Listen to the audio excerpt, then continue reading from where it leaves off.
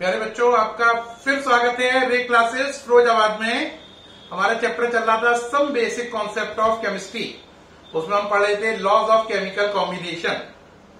जो chemical combination है उसके 5 लॉज हैं। पहला लॉ कौन सा था? Law of conservation of mass. दूसरा कौन सा था? लॉ ऑफ डेफिनेट प्रोपोर्शन या कांस्टेंट कंपोजिशन। तीसरा था लॉ ऑफ मल्टीपल प्रोपोर्शन। चौथा लॉ है law of reciprocal proportion.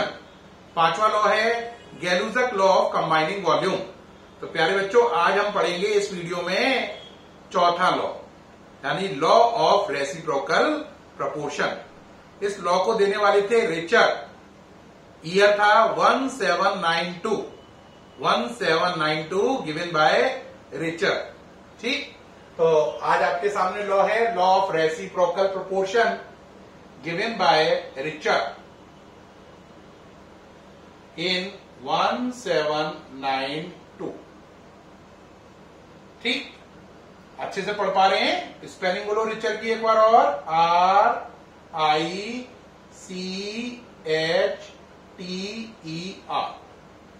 RICHTER। इसे पढ़ेंगे क्या? रिचर। क्या पढ़ेंगे इसे? रिचर। अब रिचर जी ने क्या कहा उसको समझे। इसमें उन्होंने बोला when two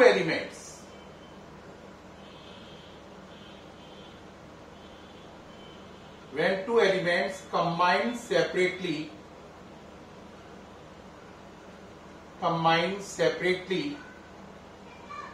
with the same weight of third element,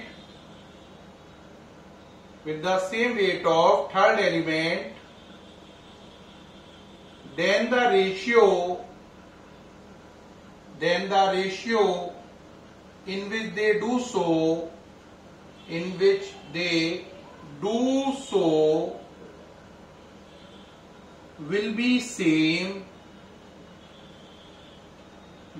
same or some simple multiple of the ratio, some simple multiple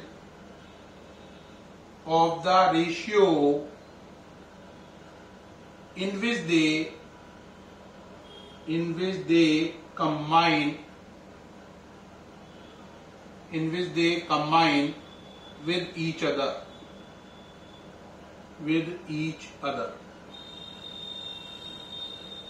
पढ़ के देखो जरा। When two elements combine separately with the same weight of third element, then the ratio in which they do so will be same or some simple multiple of the ratio in which they combine with each other. ठीक, अब बात कहोगे क्या कहा उन्होंने, एक बार हमसे दोबारा सुनो। When two elements combine separately with the same weight of third element, then the ratio in which they do so will be the same or some multiple of the ratio in which they combine with each other. ये बात कही richer ने 1792 में। ठीक, क्या आपको याद हो गया? एक बार आप पढ़ें, फिर एक बार रिपीट करेंगे अपन लोग। पढ़ लिया आपने? याद किया? चलो भाई शुरू करो भाई। When two element, मेरे साथ साथ बोलो। When two element combine separately with the same weight of third element, then the ratio in which they do so will be same or some simple multiple of the ratio in which they combine with each other. ठीक, अब कहोगे sir इसका मतलब क्या हुआ है? आपने English में बताया, तो इसका हिंदी मतलब बताइए। इसमें उन्होंने बताया अगर दो अलग अलग एलिमेंट किसी थर्ड एलिमेंट के कॉमन वेट के साथ कंबाइन करें, उनका तब एक बार रेशियो ले लो। एक बार उनका रेशियो तब लो जब वो आपस में डायरेक्ट कंबाइन कर जाए। तो दोनों रेशियो या तो सेम होंगे या एक दूसरे के होल नंबर होंगे। रिपीट करें एक बार और। ठीक है, दोबारा सुनो। क्या बोला? अगर दो अलग अलग एलिमेंट किसी कॉमन एलिमेंट के सेम वेट के साथ कंबाइन करें, उनका रेशियो ले लो वहां पर। एक बार उनका रेशियो तब लो जब वो आपस में डायरेक्ट कंबाइन कर जाएं, तो दोनों रेशियो या तो बराबर होंगे या एक दूसरे के होल नंबर में होंगे। और कहोगे सर और क्लियर करिए, थोड़ा सा अभी क्लियर नहीं हुआ, एकदम दिमाग में छपा नहीं, समझ में तो आ रहा है, छपा नहीं। अब देखो एक बार और समझना डिटेल में। ये पहले आप नोट कर लीजिए, नोट कर लिया? हाँ कर रहे हैं, चलिए भाई कर लीजिए। आप देखें भाई, प्यारे बच्चों बात को समझना, क्या कह रहे हैं वो कह रहा है जैसे आप एक ट्राइंगल टाइप बनाओ। देखो 3 एलिमेंट है, एक एलिमेंट है H, एक एलिमेंट है S और एक एलिमेंट है O। H और O ने मिलकर एक कंपाउंड बनाया H2O, H और S ने मिलकर एक कंपाउंड बनाया H2S, है ना। अब जरा देखो S और O ने मिलकर एक कंपाउंड बनाया SO2, ठीक। अब जरा बात देखो, पहले मैंने क्या बोला था, when two different element यानी S और O combine separately with the same weight of third element यानी H, इसमें 2 different element S और O हैं और थर्ड एलिमेंट कौन है, H है। तो देखो O कंबाइन हो रहा है 2H से और यहां पर S भी कंबाइन हो रहा है 2H से, तो S से कंबाइन हो रहा है, O भी S से कंबाइन हो रहा है, O भी 2H का यूज कर रहा है, S भी 2H का यूज कर रहा है, तो थर्ड एलिमेंट का वेट देखो दोनों में क्या है, सेम है। तो एक बार S और O का रेशियो यहां पे ले लो जब वो दोनों हाइड्रोजन के साथ कंबाइन हो रहे हैं। एक बार रेशियो कब लेना है, S और O का, जब वो दोनों हाइड्रोजन के साथ कंबाइन हो रहे हैं, और एक बार तब लेना है जब S और O डायरेक्ट खुद कंबाइन हो रहे हैं। तो 2 रेशियो आएंगे, जब वो हाइड्रोजन के साथ कंबाइन है तब S और O का रेशियो लो, एक बार जब वो डायरेक्ट कंबाइन है SO2 में तब S और O का रेशियो लो। तो दोनों रेशियो या तो एक दूसरे के बराबर होंगे या एक दूसरे के होल नंबर में होंगे।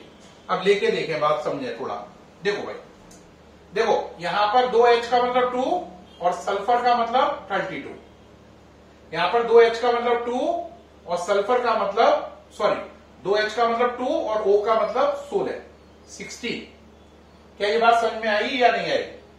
कहोगे रिपीट करो बेटा, 2H का मतलब 2, एक H की वैल्यू 1 होती है ना, तो 2H की 2, सल्फर की 32, 2H की 2, ऑक्सीजन की 16, ठीक। अब यहां पर देखो जरा कि H का वेट कितना है, आंसर 2, और यहां पर भी कितना है 2, तो H का वेट दोनों में क्या है, कॉमन है।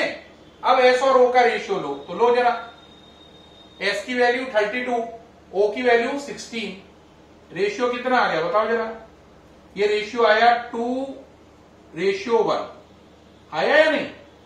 तो आपने S और O का रेशियो लिया जो कि 2:1 आया, कब, जब हाइड्रोजन H2 दोनों केस में 2 ग्राम का। तो हाइड्रोजन जब 2 था, दोनों में कॉमन था, हाइड्रोजन यहां पर भी 2 है, यहां पर भी 2 है, तब S और O का रेशियो क्या है, 2:1।